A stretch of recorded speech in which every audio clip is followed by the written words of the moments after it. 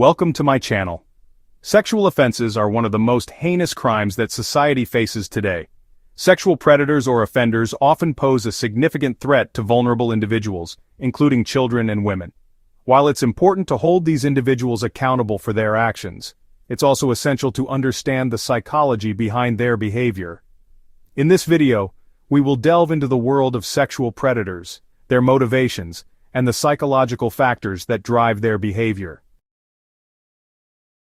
Sexual predators can be anyone, from family members to strangers, but they all share a common trait: the desire to exert power and control over their victims. They use sexual violence as a tool to assert dominance and gain a sense of power over their victims. However, not all sexual predators have the same motivations or behavioral patterns.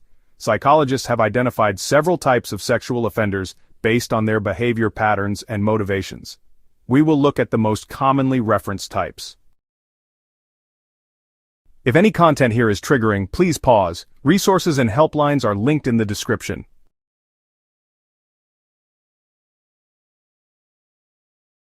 Let's begin with the types of sexual predators commonly described in research and practice. Understanding these categories helps professionals assess risk and plan interventions.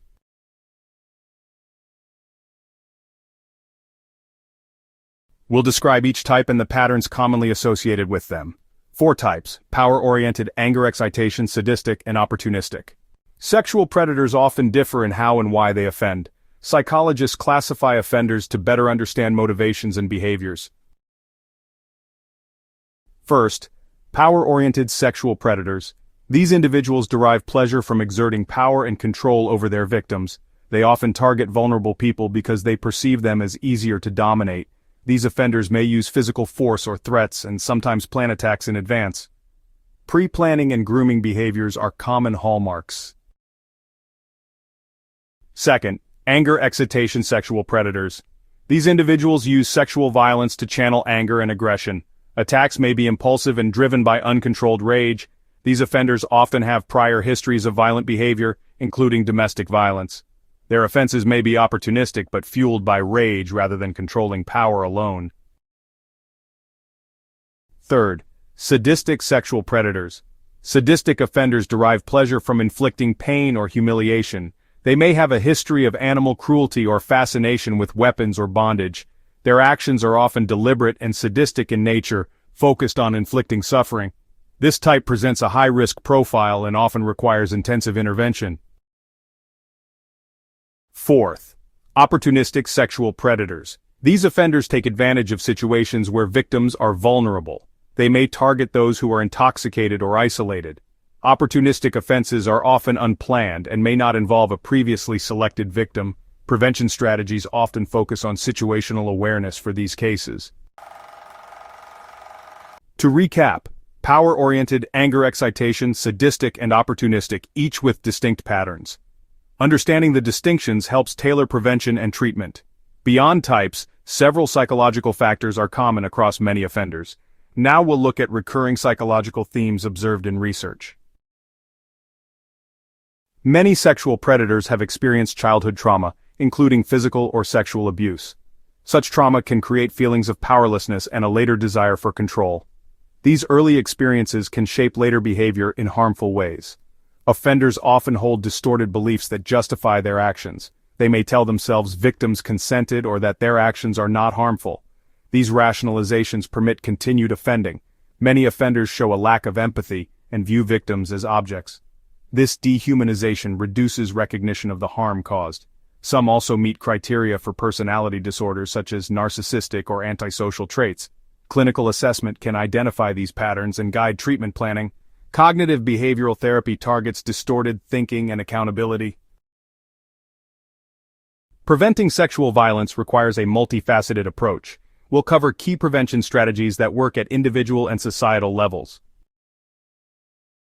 Educating individuals about consent and healthy relationships can help prevent sexual violence. Education should begin young and include boundaries and what healthy consent looks like. Clear, age-appropriate messaging is essential. Empowering victims to speak out and report abuse is also critical. Support services and safe environments encourage reporting and healing. Addressing societal factors like gender inequality and rape culture requires cultural shifts. Providing treatment for offenders can reduce reoffending. Treatment may include cognitive behavioral therapy to address distorted thinking, and, where appropriate, medication for underlying conditions. Sexual violence is complex and requires nuanced understanding. While accountability is essential, we must also examine root causes and contributing factors. Common psychological factors include trauma, distorted thinking, and lack of empathy. These factors interact with social influences to increase risk. Prevention starts with education about consent and healthy relationships. Curricula that teach boundaries and communication build protective skills. Empowering victims to speak out requires accessible support and safe reporting systems. Hotlines, shelters, and trauma-informed services are key. We must address societal contributors like gender inequality and rape culture. Public campaigns and education can shift norms and reduce tolerance for abuse. Treatment for offenders, when effective, can reduce the likelihood of reoffending. CBT helps challenge distorted thinking. Combined approaches are often best. A comprehensive approach spans prevention, victim support, legal accountability, and rehabilitation. Each element reinforces the others. Consider an offender who grew up with trauma and rationalized harmful behavior. With assessment and tailored treatment, risk can be mitigated and victim supported. Everyone can contribute to prevention, educate, support survivors, and challenge harmful norms. Bystander intervention and safe community practices matter. Practical steps include supporting survivors, promoting education, and reporting abuse. Know local resources, teach consent, and support trauma-informed care. Many prevention and treatment strategies are evidence-based and measurable. Program evaluation and continuous improvement are essential. Holding offenders accountable through legal systems remains a core part of prevention. Justice systems must be fair, survivor-centered, and informed by best practices. When prevention, support, and accountability align, communities become safer. Progress is incremental but achievable. To summarize, recognize different offender types, address psychological drivers, and build systems that prevent harm.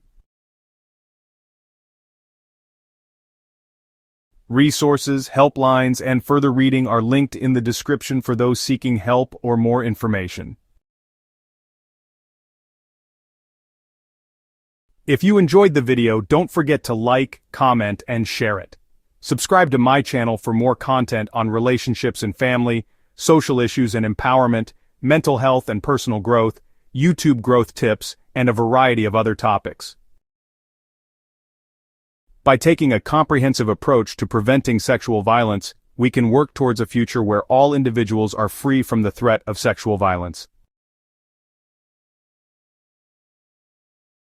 Check the description for resources, support links, and references. Stay informed and stay safe.